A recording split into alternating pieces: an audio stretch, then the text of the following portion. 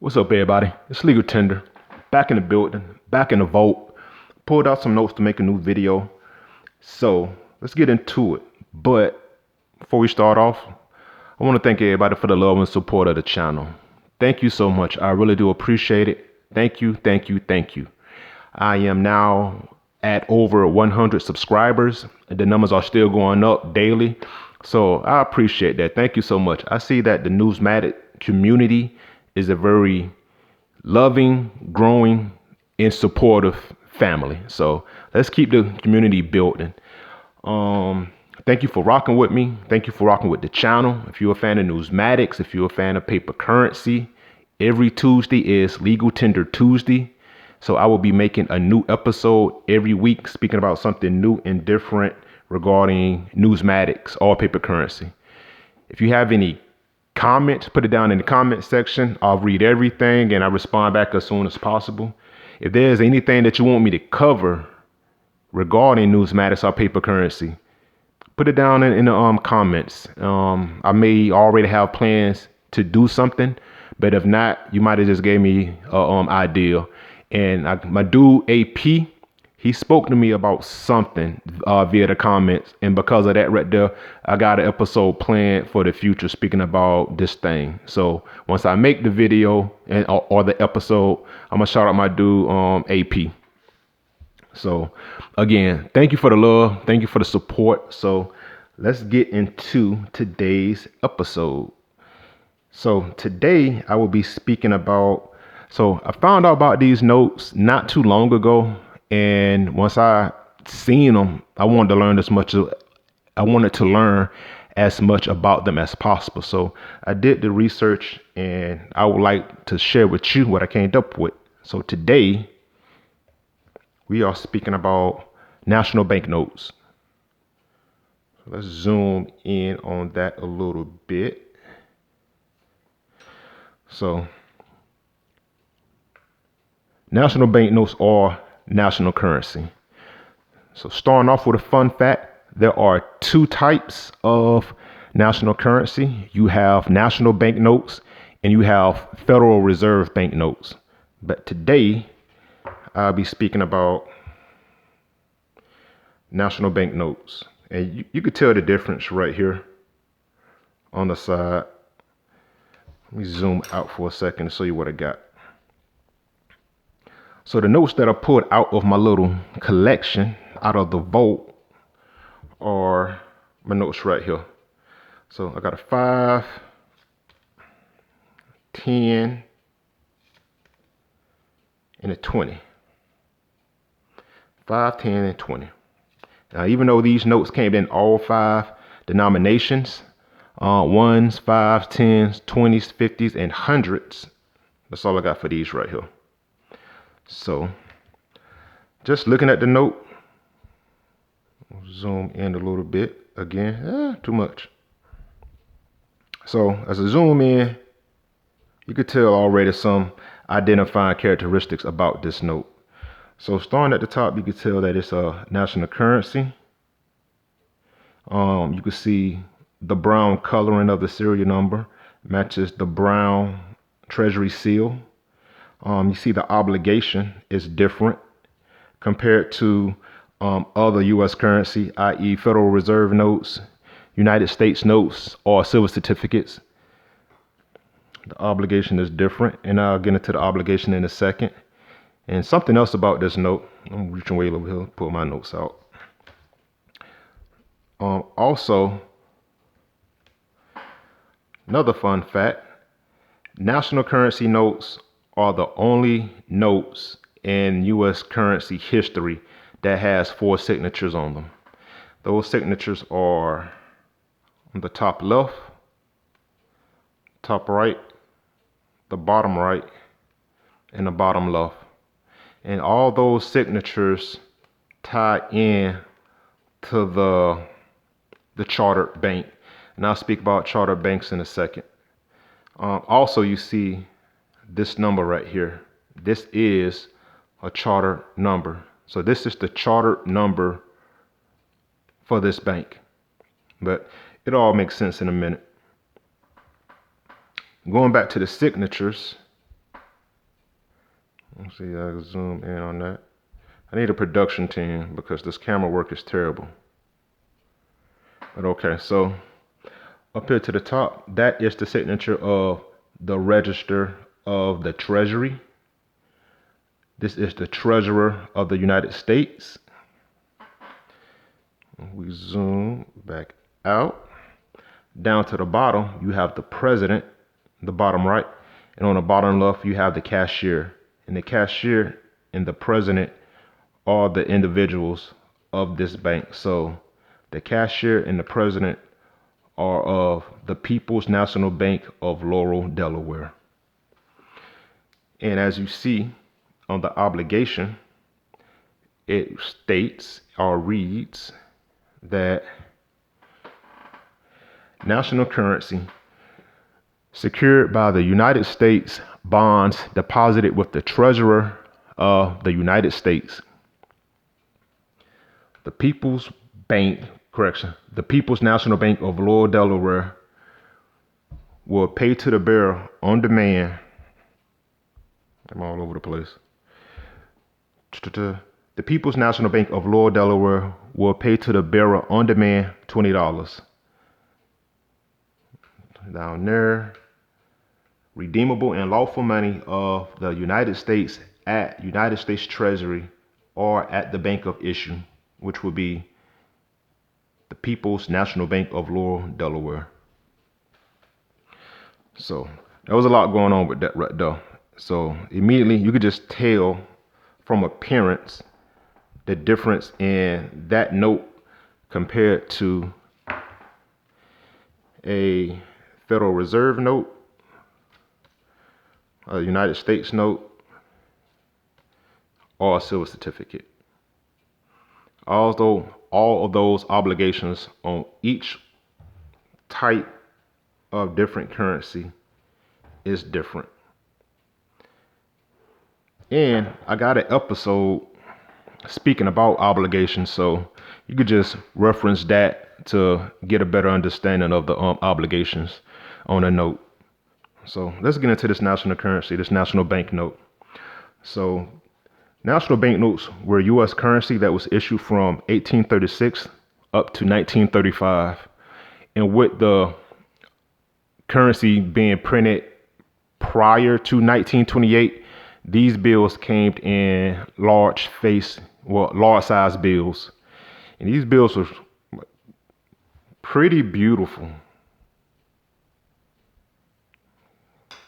See if you can see that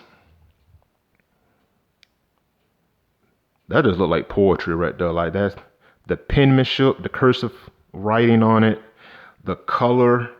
It's a very nice looking note. It's a beautiful note. I don't have any large size bills because those aren't really my thing, but I do appreciate the beauty in the note. See, if you look at that right there, all that right there, that makes a 1. That detail, little things like that just make it just beautiful. This is pretty much artwork to me.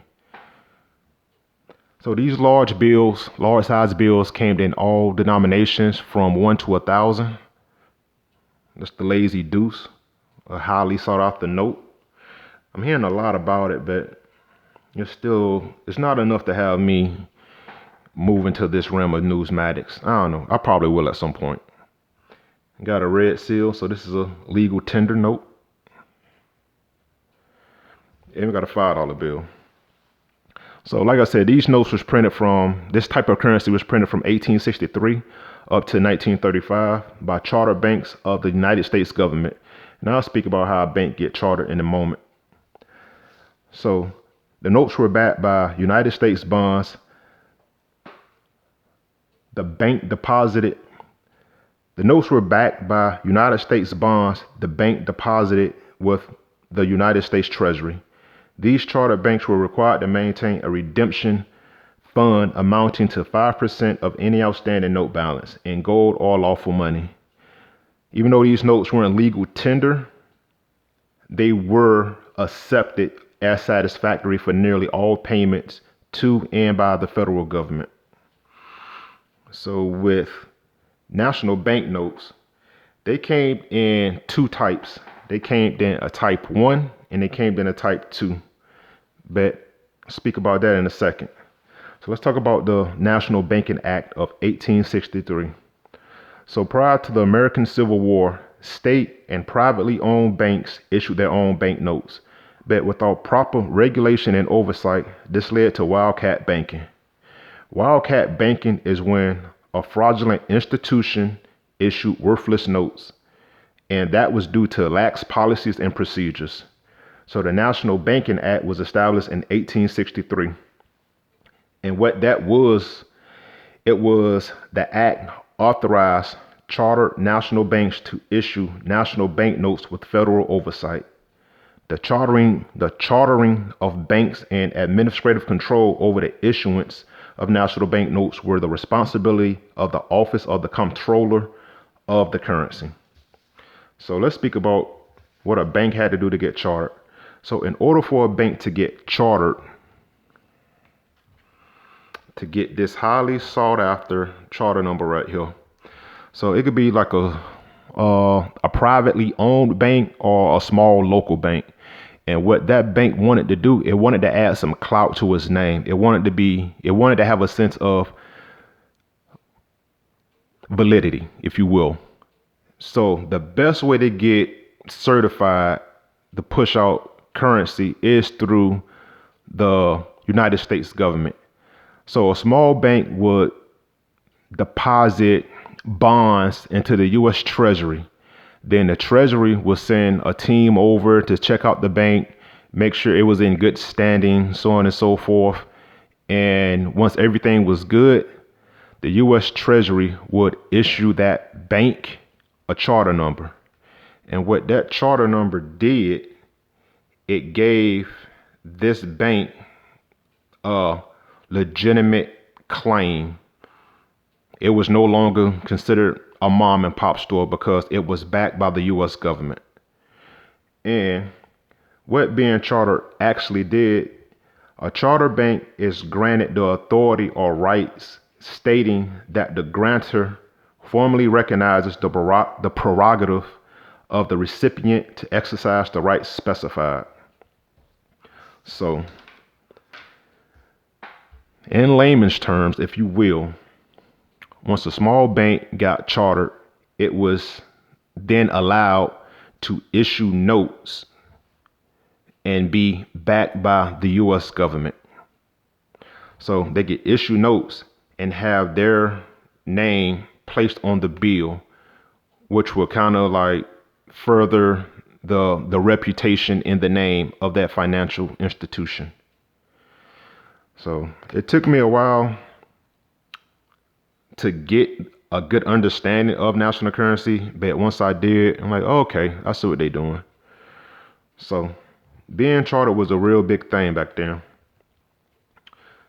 And it also stopped wildcat banking with the implementation of the National Banking Act of 1863. And so, like I said, national banknotes were issued from 1863 up to 1935 to all U.S. territories and throughout the country. And to get chartered, the banks deposited bonds into the U.S. Treasury, and once they met all required mandates, they were given a charter number. Right there. Banks then could issue banknotes worth up to 90% of the value of the bond. The federal government would back the value of the notes, which created a demand of the government bonds due to the issuance of the notes. So it was kind of like a quid pro quo thing. So in order for a small bank to have a sense of legitimacy, they would deposit bonds into the U.S. Treasury, which means that that bank sought after and required U.S. bonds. Once the bonds were purchased, put in the Treasury will send a small team or a team, no matter how big the team was. They'll send that team over to the bank, check it out. If everything was good, that bank was authorized a charter number and it became a chartered bank. And that allowed the bank to place its name on the bill that it was issuing out, and it also gave that bank a sense of legitimacy amongst financial institutions. So, like I said, it's kind of like a quid pro quo thing. They needed the U.S. government, and the U.S. government, well, they needed the U.S. government to get the bonds and to be chartered through them. And then the U.S. government needed the small bank to get the bonds. Working that way, it built the economy and it built the government. So that was a move. So, but national bank notes, they had a short shelf life. National bank notes were retired as currency type by the U.S. government in the 1930s during the Great Depression to consolidate all U.S. currency within Federal Reserve notes, United States notes, and silver certificates. So even though it was a good move, it was short-lived by Federal Reserve notes, United States notes, and silver certificates. And you can see that they all had their own individual color too. National currency notes had brown, silver certificates blue, Federal Reserve notes green, and United States notes were red. So they did break them up by color. So that's something, I guess. Also, there was two types of national banknotes, along with two types of national currency. But the two types of national banknotes came in type 1, what you see right now. All right, have a look at it. And type 2. It's a very small and subtle change. So these type 1 notes were printed, well, both types were printed in all 5 denominations. They was printed in 5, 10, 20, 50s, and 100. If I said a $1 bill earlier, that was a mistake. It was never a $1 national banknote. It was only 5, 10s, 20s, 50s, and 100s. And type 1 was issued from July 1929 up until May 1933. And you've been looking at this type 1 all day. So let's look at a type 2. A type 2, nothing much really changed with it. It still had the same obligation, national currency up top, had the obligation as well. Got the 4 signatures in each corner, and it had the charter number. But the charter number on a type 1, you had the charter number twice, one on the left side and one on the right side. With a type 2, you had the charter number 4 times. 1, 2, 3, 4. And also the charter number on type 2 was the color of the serial number in the treasury seal. And they had type 2s were printed from May 1933 until 1935. So those were the type 2s. I don't have any type 2s. Ain't no problem. I'm gonna add some to my collection in the future, but for now, I don't got none. Something else that I found out when I was looking up these notes is this thing right here called seigniorage. So seigniorage is the value of something versus the cost of it. So looking at the image that we got up front, the value of these coins is $100, but it only takes $12 to mint the coins. So that $88 remaining or profit is the seigniorage. Back in the olden days, the seigniorage would go to the sovereign of the political region, like the king or something like that, or whoever ran that country. So in this case, it'd be the U.S. government. So even though the value of the coins is $100, it takes $12 to make it. That's $88 profit, and that profit went to the U.S. government. And again, that built the government and that built the economy. So, Senior Rich, just found out about that. When I did, I was just like, that's crazy. But it does make sense, because if it takes $1 to make $1, you won't make any, the people that's making it won't make any money. I think it takes like 7 cents to make $1. So the rest of that is like, it's all profit. So a couple things that I found out, what being chartered meant, and that is that the U.S. government granted the authority to issue money to the National City Bank of New York and let them put their name on it. Since they were chartered, they got that charter number. I hear that there was over 15,000 chartered banks throughout the U.S. So I found out what being chartered meant. But also, when you were chartered, you had to maintain certain regulations. And one of the regulations that a charter bank had to maintain was a redemption fund amounting to 5% of any outstanding note balance. And that had to be paid in either gold or lawful money. And lawful money is considered gold, silver, treasury notes, or treasury bonds. So another reason why that chartered bank needed the government, and vice versa. So fun facts. The person in charge of the chartering and administrative tasks, control, was the Office of the Comptroller. And that is one of the 9 bureaus that's under the jurisdiction of the U.S. Treasury. And like I say, even though it was 15,000 chartered banks, all chartered banks did not issue or print all 5 denominations. So in my book that I looked through diligently, the National City Bank of New York only printed and issued